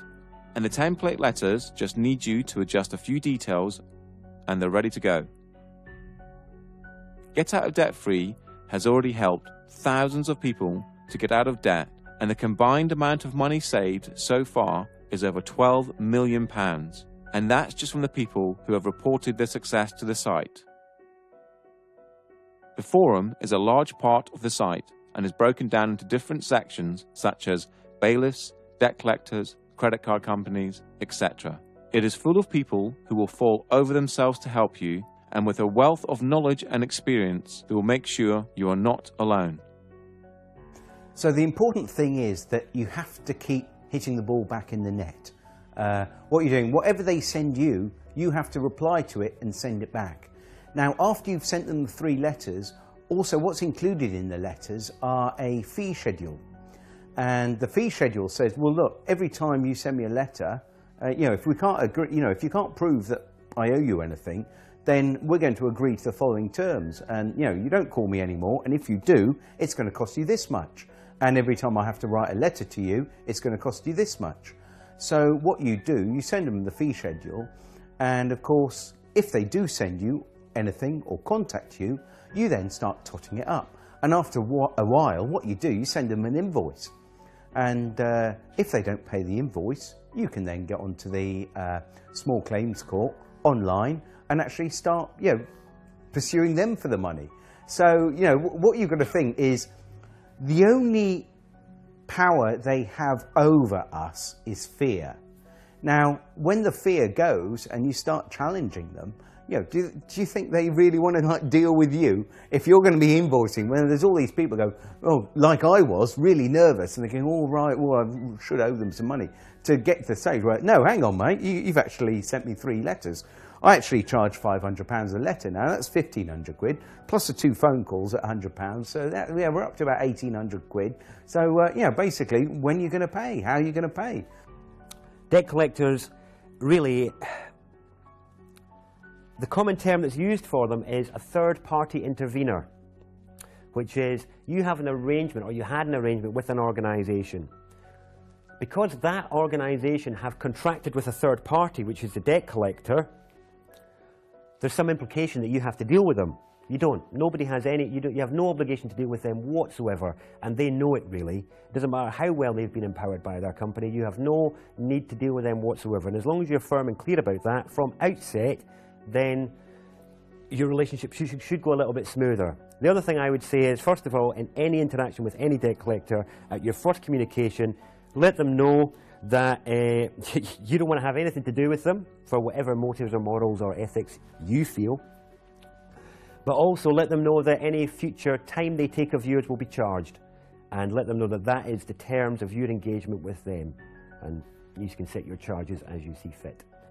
Now, one of the things that that people often miss when the debt collectors come knocking is that these debt collectors have actually paid off your debt. They've bought your debt, often for pennies on the pound. So if you apparently owe £1,000, yeah, they've probably paid a tenner for it.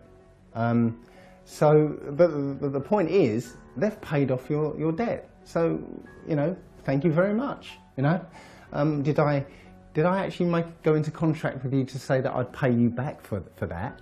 You should have probably asked me first before you went around paying off my debt for me. So where's the fear in that?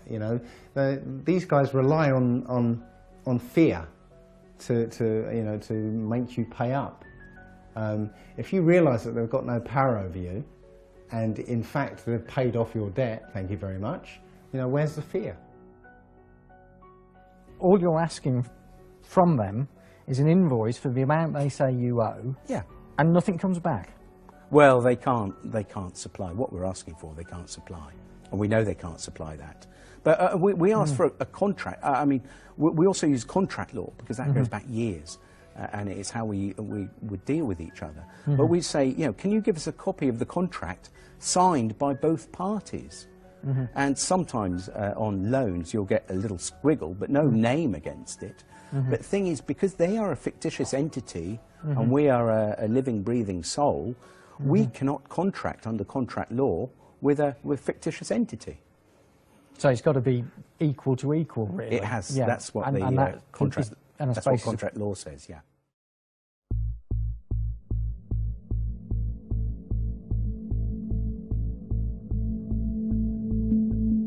Debt collectors have no rights of entry. If they turn up at your door, they can only negotiate how you will pay, nothing more.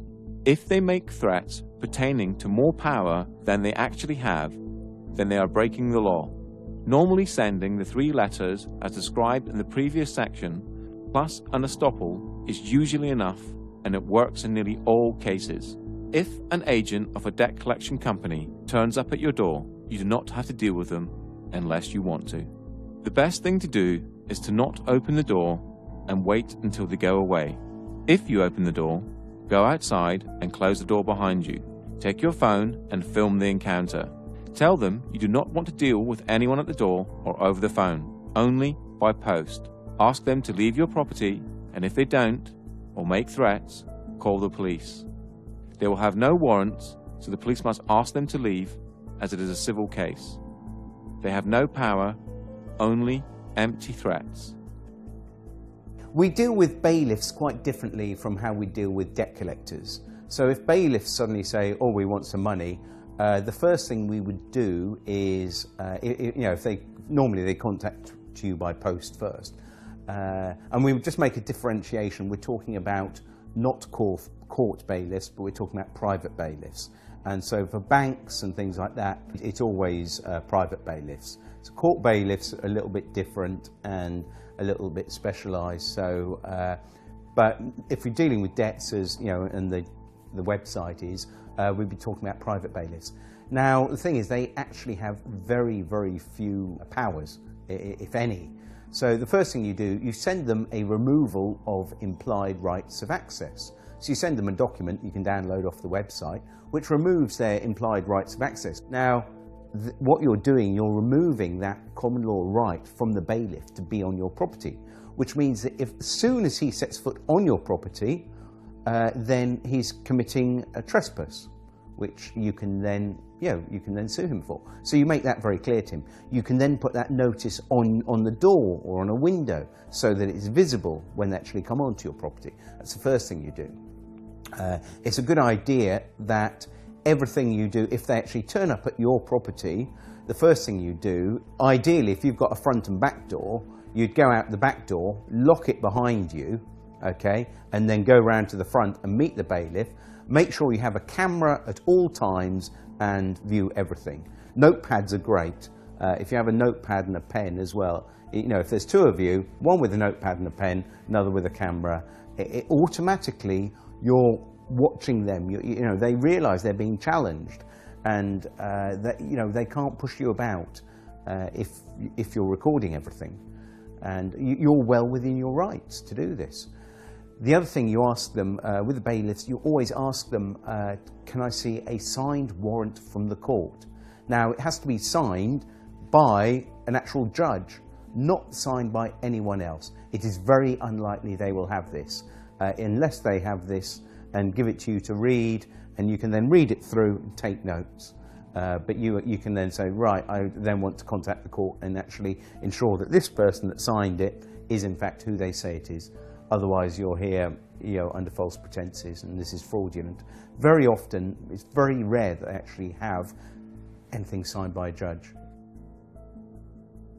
So, gentlemen, there's bailiffs on the doorstep, the concept of illegal debts, and how you actually deal with them when they're on your doorstep. So, who'd like to take that? After that. Well, first thing you've got to understand is that the standard bailiffs have no power whatsoever. They will tell you they can come in your property whenever they want and remove property. They cannot. They're like vampires. You have to allow them in once. If you've allowed them in, they can come back and possibly break into your property and remove it. If you don't let them in the first place, there's nothing they can do. My son was dealing with a a particular bailiff called Equita, who were threatening to come around and remove his property. And he showed me the letter, and he got a little worried because it says, "We would prefer you to be there, but if you're not, we will remove property anyway." And just to put his mind at rest, I actually phoned up the bailiff and stated that they'd said they were going to come and remove property, to which they replied, "Yes, we can legally come and remove property because once we've had a walk-in possession order." Now, a walk-in possession order is when they've actually walked into your property and started jotting down what you've got. If you never let them in the first place, they can't get in. And the bailiff admitted that if we've not entered your property, we cannot get in. One of the tricks they will do is try pushing past you. Right. If they touch you, that's assault. Call the police. What, just touching you? Touching you is assault. Okay. So they can't push their way in, force past you, that's assault. If they do that, call the police there and then. And they will back off, and also threaten them with a Form 4 warning, which you can send off to their certificating court, and they basically could lose the job for that. Right, I'm going to go. What are you doing? Film this, please. Don't obstruct me. I'm not obstructing you. Right. Show us the warrant. Give us the keys. Show us the warrant. The warrant. Let me have a look at the warrant. Bring 999, please. You can see it. 999. 999. You're not going in without a warrant. You don't tell me what to do. I will, I just did. Yeah, well, you're wrong. I'm wrong, am I? What am I wrong about? Where's your warrant? Go away. There. Where's your warrant? You got. Can you see that? Let me have a look at the warrant. How you doing? There. You trying to be heavy here or something? You trying to intimidate me? You know what you're trying to do? You said 6 times. Can I see the warrant? There. No, no, no. I want to see the warrant. Hand me the warrant. You're not. You are here. And of course, they can't break into your house. That's the other thing. Everyone thinks, well, they can't. You can let them in. Once you've let them in, basically they can then go in again. But what you do not let them in. You make sure the house is locked at all times. Except for in exceptional circumstances listed here, criminal court fines, income tax, or, if it's a business, can reasonable force be used to gain entry, but only as a last resort and only after all other avenues have been exhausted. The wording here is reasonable force. Bailiffs cannot use force against a person, and it states it here in Schedule 12 of the Control of Goods Act. And here in the Criminal Law Act 1997. And on the gov.uk website. The problems arise when bailiffs do not understand their powers and misinterpret the words of the acts, which is easy to do as they are so complicated. Bailiffs tend to pick the parts of certain acts that suit them best. A prime example of this is when the police attend and the bailiff shows them a court warrant, walking possession order, or something of that nature, and then they show this part of Schedule 12 of the Taking Control of Goods Act, where it states it is an offence to obstruct a bailiff. The police will state that they are there to prevent a breach of the peace, and if you obstruct the bailiff, they will arrest you to prevent that breach of the peace. This can be broken down to a tale of the tape to show the position of each person in the situation. You, a living, breathing human being. Human rights are absolute. Only unto the law. You are man or woman, the highest authority. You are trying to protect your property. The bailiff works for a corporation, has a fictional title and is representing a fiction. No rights to use force against a human. Has some sort of court order. The police officer is a public servant. You are the public and the bailiff is not. They are there to prevent a breach of the peace.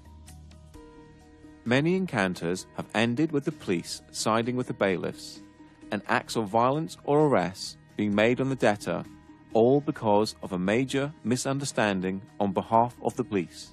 Here's why. We have shown that force cannot be used to collect a debt except in exceptional circumstances. A bailiff cannot use force on a person. If you are standing in front of your door and peacefully resisting, they cannot move you out of the way. For an arrest under the prevention of a breach of the peace, there are plenty of case laws that show the aggressor is the one to be arrested. The main definition comes from R.V. Howe, 1981, and the following next 4 case laws define who is to be arrested to prevent a breach of the peace.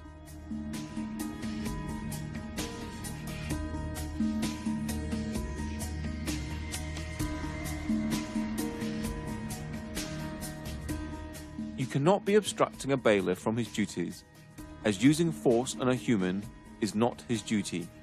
It seems trivial, but the law allows you to peacefully resist the possession of your home or property. If the bailiff is there for a debt or a non-criminal fine, such as a speeding ticket or parking ticket, then it is a civil matter and the police must be impartial no matter what the paperwork says. R.V. Howe, 1981, and Bibby v. Chief Constable of Essex Police, 2004, are now held as the authority for defining a breach of the peace.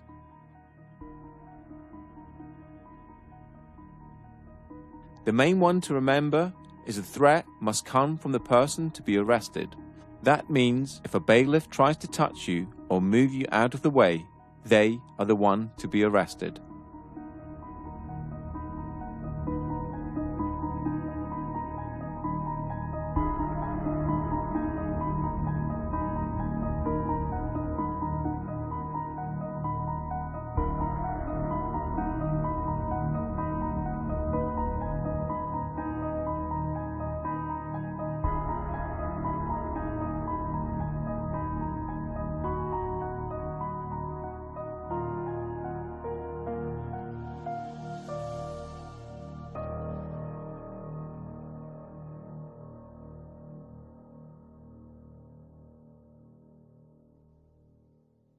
I'm talking to you. I'll have you up in court, mate. Oh, please do. Oh, I will do. What's your name? Higgs. H-I-G-G-S. First name, Paul. Date of birth, hello. 5/9/55. Hello. I'm being intimidated and threatened. Your opinion is worth less than something I might troddle. You! What's the matter with you? How many of you are there? What's it got to do with you? Hello? You're committing trespass and fraud and theft on people. That's what you do for a job, and you should be disgusted with yourself. That's what you do for a job. You're a thief. Go away, you ain't having it. Too many fucking massacres today and more coming down. And Monet ain't even started. They've already tweeting and texting. With 200 people in the street. You haven't got the firm. Because we got the firm. Look how many fucking people. Yeah, we got the firm. Can we report a crime, please? These criminals here, please. These criminals are Constable. trespass on our land. And can you please explain that the evidence is not admissible if it's not signed? This is not signed, nothing's been signed, it's inadmissible. And you will be trespassing if you come on this property. You can't force your way into the property. What are you doing? You're breaking the law. No, you're breaking the law. We're filming you. Who are you? We want some ID, please. Some ID. We can have some ID. Why are you trying to force in here? Let's go. That's a warrant of control for the unpaid penalty. And where's the magistrate's signature? Don't need a magistrate. Oh, yes, you do. So you can call the police if you wish. You both have no power here, so you should leave. Because we will ring the police. You can do that, but it will be deemed theft. Leave the land. Leave the land. Leave the land. Thank you very much. Leave the land, please. Come on. He's got no authority. He's a locksmith. Get him off the land. Thank you very much. You need to read this in relation to this eviction today. We're not allowed to use any force or violence, and that would be laid at Magistrates Court tomorrow for a summons against anybody here who authorises or who issues violence for this eviction. It's simply not allowed. I'm pretty sure of that. I'm pretty sure it's not just a job. Yeah, I'm sure it's vocational. You're doing the right thing. Yeah, you swore an oath to protect us as people, not to protect them, to protect us.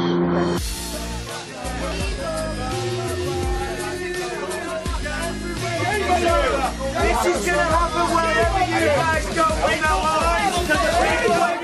You people need to really think about what you're doing, please, before it's too late. And don't be arrogant, Mr. Koresh. You really have got a problem there. No, you haven't. No, you haven't. Don't touch the female, mate. Don't touch her. I'm not touching her. Don't touch her. Right. I'm not touching her. You're not coming in. You're not coming in. You're not coming in. Right. See you. Not the job done. Good night.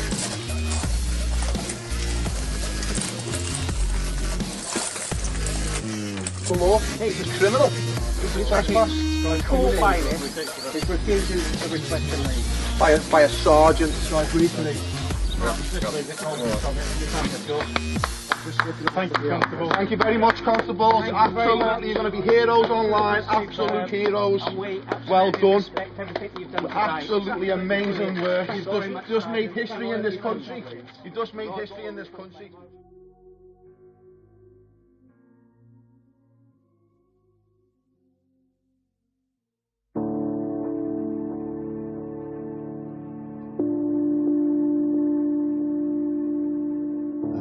In this society, there is no way of actually living free at this point. I've had the idea to find some land somewhere, you know, buy a piece of land and build my own house and live apart from the system. The system will not allow you to do that. They will come for you and kick you off your own land and force you to live the way they want you to live. What I feel is quite important is people need to get educated. People need to start waking up and realise what's going on around them. Generally, people tend to only give a damn really what's happening when it's actually on their doorstep and it's happening to them. But unfortunately, we can't wait for that to happen. We need to realise that we're all one and the same. We all need to look out for each other and protect each other, because we've got a system now that's been built up around us. We've got a corporate web of an empire that's completely taken over every aspect of our lives. So, to people who are worried about debt, again, don't worry about it. You got family, you got kids, you got real problems in life. Worry about those. You know, debt is not something to worry about. Fair enough, some people have mortgages.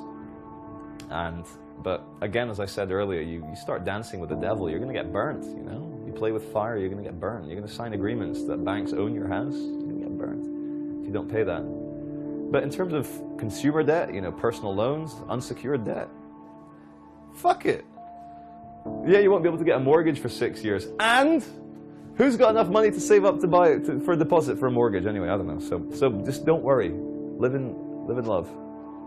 Get out of debt free we've got one piece of the jigsaw, but there's so many things that need fixing on the planet, like health, education, law, everything. There's so many pieces, and I've been at, I think, 8 different festivals this summer, and I've seen tens upon tens of, probably 50 different speakers, and all of them have got a little bit of the jigsaw, and I'm sort of just trying to see how together that we can build a new sort of reality based on fairness, you know, because when you realise that, hang on, they're spraying stuff in the skies, they're putting stuff in our water supply, and you know, they're cutting down rainforests, and these are all problems. Now, I've got the answer to one of these, but you know, to change the world, we've got to sort out all these problems, I feel. The people stand above the government stand above citizens. And in America, we've taken the term citizen from them, but citizenship was actually created with the abolition of the slave trade. And it was so that slaves could be given the same rights as the free people, but without the same power. So the citizens were always going to be ascribed their rights and responsibilities by the government. And it was so that they could keep a finger on the ex-slaves. You know, whereas that's now been applied to everybody everywhere, and now obviously you have good citizenship classes at school, and citizenship is on the curriculum now. So all this is being not brought in for us, it's been brought in for a couple of generations' time, when it's totally normalised that everyone is a citizen who only has rights and responsibilities because the government gave them to them. And the standing as the people will be long forgotten by them.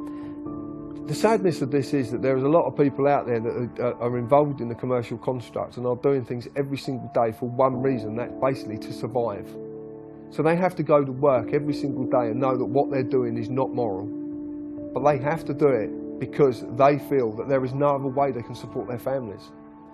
They are taxed to the hilt. Everything that they've got, they are threatened with its removal if they do not comply. That's a very, very sad situation, because that means that the human being is being controlled by a construct and can't escape that construct, and it gets worse day in, day out. They want a way out. Ignorance is our fault. Not being up to speed with what's going on is our responsibility. We're giving our power away to people who are using it against us. People need to understand. People need to wake up to what's really, really going on before it's too late, and stop looking at the mainstream media. stop looking at the mainstream newspapers, start looking at some information that's real and is relevant, because otherwise we're all going to be microchipped, we're all going to be controlled. We can barely do anything now, having to ask the government for permission to protest against the government. Our freedoms are being taken away by the day, and people are not noticing because they're being distracted with other things, from religions, from TVs, from celebrity gossip. We need to be adults about it, we need to open our eyes, and we need to really, really see what's happening. Otherwise, we're going to be in the middle of this new world order, this complete one system of control, and we're all just going to be barcodes. And that's the way it's going, and that is the true reality of the world that we're living in at the moment. 5 years ago, when I was looking for letters to actually send to the banks, there was nothing on the internet. Nobody was like talking about this, apart from Mary Elizabeth Croft, who I based our letters on. And I thought, oh, this is wonderful. And I was thinking there must be template letters out there for, after the book that she'd written. There was nothing. Now we've got websites and forums and loads of different letters out there for dealing with banks and debt collectors. So that's how far in the last 5 years consciousness has shifted. People are waking up. Now when we hit the 100th monkey effect, that's when everyone wakes up. It's like a new film that's like no one has heard of, and then suddenly it breaks through and everyone's talking about it. And I feel that people suddenly realise, my goodness, we've been had by the banks, the governments and the corporations. And with endless war, with endless poverty, and keeping us on that treadmill.